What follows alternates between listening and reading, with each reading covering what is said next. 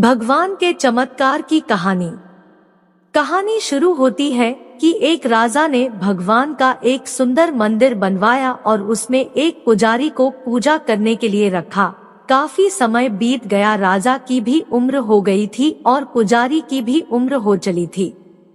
लेकिन राजा का एक नियम था कि वो हर सुबह अपने सैनिक के साथ एक फूलों की माला भिजवाया करता था और उस माला को पुजारी जी भगवान श्री कृष्ण को चढ़ाया करते थे। उसके बाद जब राजा भगवान के दर्शन करने आया करते थे तब पंडित जी उस माला को भगवान के गले से निकालकर राजा के गले में डाल दिया करते थे। ये लगभग रोज की दिनचर्या बन गई थी। पुजारी जी बूढ़े हो चले थे और राजा भी बूढ़े हो चले थे।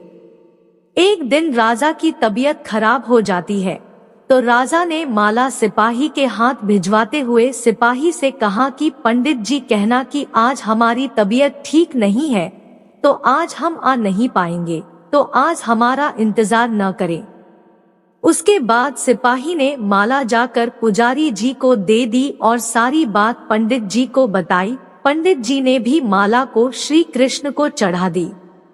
तो उसके बाद पंडित जी ने सोचा कि इतने साल गुजर गए कि भगवान की इस माला को हमेशा राजा जी को ही पहनाई है, लेकिन आज तक मैंने कभी इस माला को कभी खुद नहीं पहना।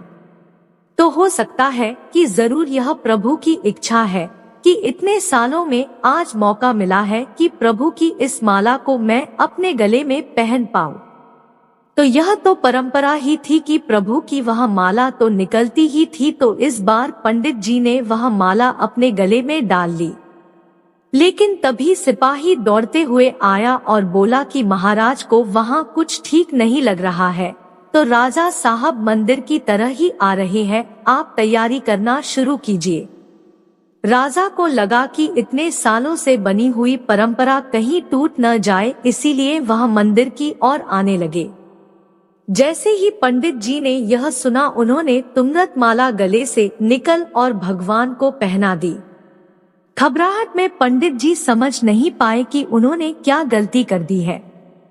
पंडित जी को लगा कि अगर राजा को पता चला तो वह उसे दंड दे देंगे। अब राजा आए तो रोज की तरह पंडित जी ने माला भगवान के गले से उतारी और राजा को पहना दी।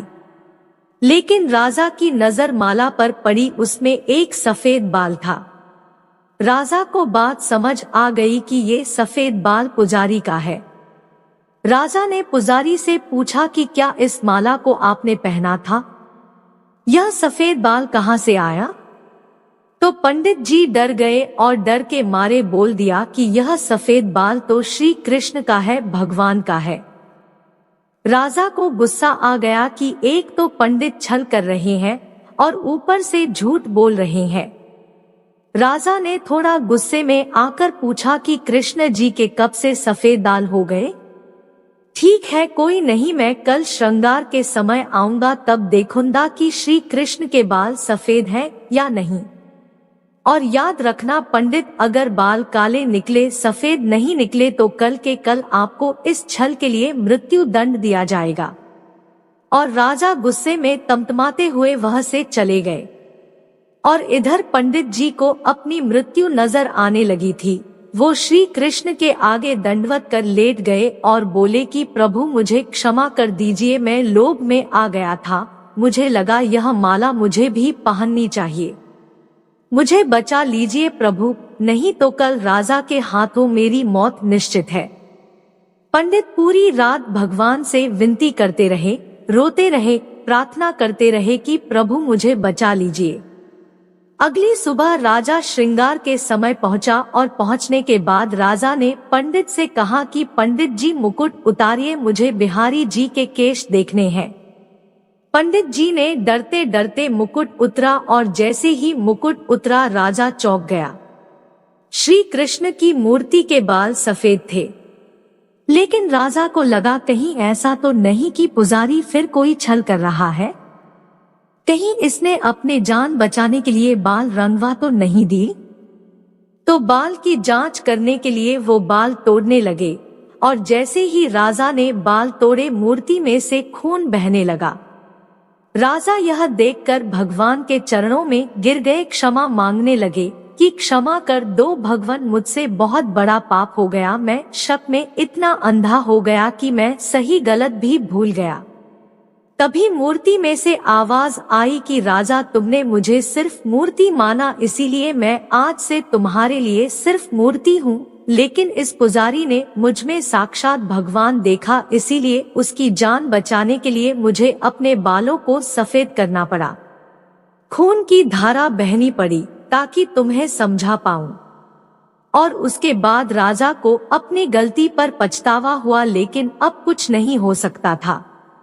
इसीलिए तो कहते हैं कि अगर मानो तो पत्थर में भी भगवान है, नहीं तो साक्षात आपके सामने भगवान आ भी जाए तब भी आप उनसे उनकी सत्यता मांगेंगे। अगर आप सच में भगवान को देखना चाहते हैं तो आपके सिर्फ भाव होने चाहिए। ऊपर वाले पर बिना किसी शर्त के विश्वास रखो और अपने कर्म को निरंतर करते रहो, ऊपर वाला आपको उसका फल अवश्य देगा।